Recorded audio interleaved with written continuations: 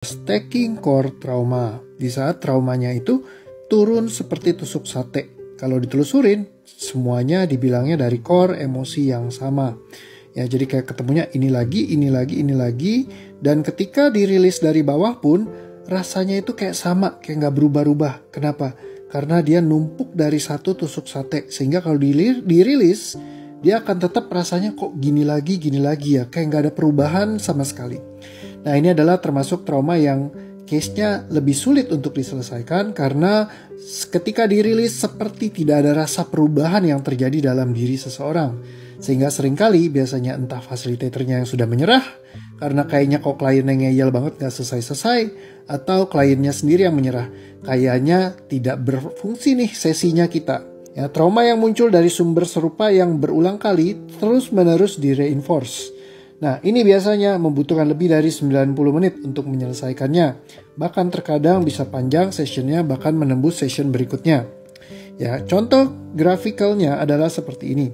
Di saat kita terjadi sebuah kejadian di masa lalu, misalkan, ini paling sering adalah dendam dan kebencian. Misalkan sama orang tua benci banget, terus setiap kali ada kejadian sama orang tua lagi, bencinya itu akan di-amplify di kejadian-kejadian berikutnya, di saat mereka mengamplify-nya dari semua yang mereka lihat sebelumnya. Jadi mereka akan mengkonfirmasi bahwa, oh, karena dia begini, maka seluruh hidupku jadi begini. Nah, jadi akhirnya apa yang terjadi?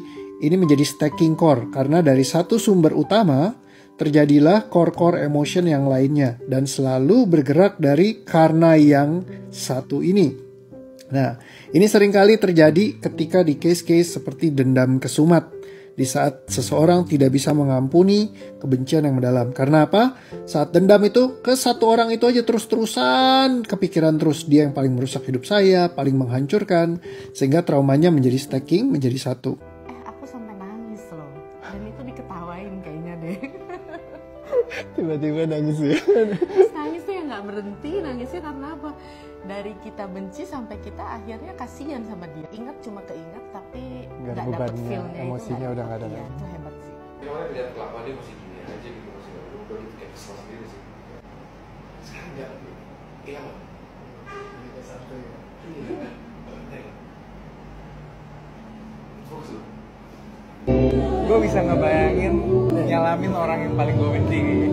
Gak ada yang pasti. Bisa gitu ya?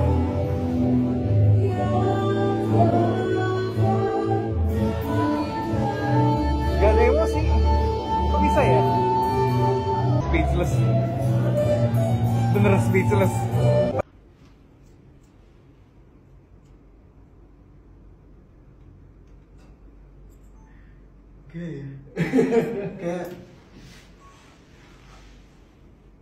Kayak nggak ada cerita gitu ya.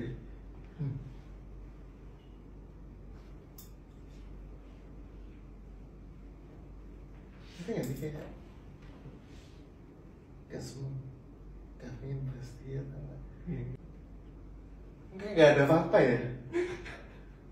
Oh, gue pikir kayaknya di sini berisik ya. Kayaknya nggak mungkin berhasil, jujur ya. Begitu juga budak cinta. Saat orang cinta banget kayaknya, banyak sekali peristiwa pengalaman yang indah-indah bersama-sama sehingga menciptakan sebuah trauma kehilangan yang besar di saat terjadi kehilangan atau jadi akhirnya gagal move on. Punya pattern hubungan, punya hubungan tuh nggak pernah berhasil, kan? Bener-bener butuh bantuan. Kalau nggak aku lewat. Anxious banget, anxiety-nya lagi parah banget sampai tiap hari itu aku harus minum obat. Over there I prayed, ya Allah please kasih aku send me help yang aku nggak usah rely on someone else. Menurut aku DOATRTO ini adalah jawaban doa aku ya. Nah, dipermalukan atau dizolimi berulang ini juga seringkali menciptakan stacking trauma ketika jadi dendam banget karena tidak berdaya untuk membela diri. Justru kita pemain-pemain lama tidak dihargai. Kalau harus memilih ya, sedih atau kecewa. Dua-duanya intensnya tinggi. Iya. Waduh. Gitu aja. Saya terus cuma ya terserah lah gitu. Aku nih biasa-biasa aja. Tadinya sini saya tegang nih. Ya udah enteng sih.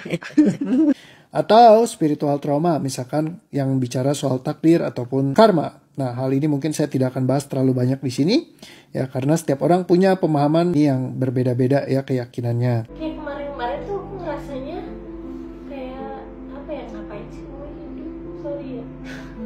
Gak beneran kak, baru detik ini tadi kamu tanya, aku ngerasa terima kasih banget waktunya gitu. Maksudnya Tuhan kasih tuh banyak kebaikan dalam hidup aku. Ternyata aku yang blok sendiri. Terima kasih ya, Ayo. Insecurity atau comparing dengan orang lain, karena kita sering lihat orang di sekeliling dan terus membanding-bandingkan. Suka banget compare diri aku sama cewek-cewek seumuran aku yang lebih sukses. Sekarang aku sadar kalau kekurangan aku itu emang bagian dari diri aku, tapi aku harus lebih fokus ke kelebihan aku gitu. Ya, beban yang sama ini aku bawa tuh juga udah keangkat. Aku ngerasa udah nggak guilty lagi dengan kegagalan aku, dan aku udah siap banget nih untuk memulai something new gitu. Dan yang berikutnya post power syndrome. Nah, ini juga misalkan dulunya sangat sukses, sangat berhasil, sangat keren, semua overjoy yang biasa menciptakan post power syndrome. Ya, yang akhirnya ketika mengalami sebuah kegagalan atau hidup sekarang tidak seperti dulu lagi, sehingga jadi sangat terbeban karenanya.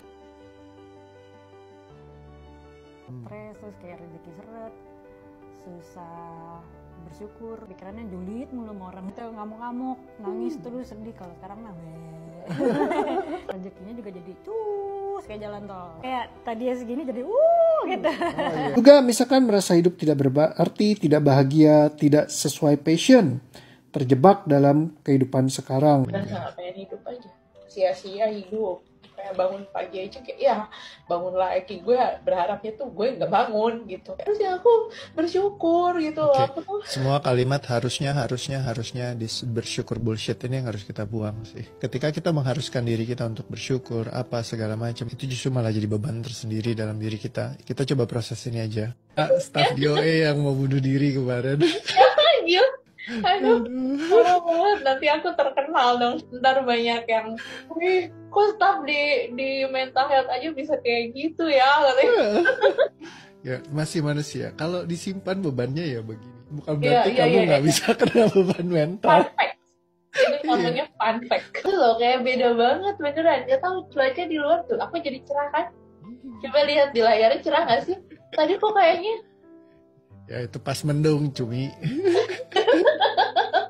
Termasuk juga tidak berguna atau moyung. Ini contoh-contoh kasus taking core trauma. Saya itu takut banget kalau nggak bisa membahagiakan mereka. Saya takut gagal. Coba dicek apa yang dirasakan.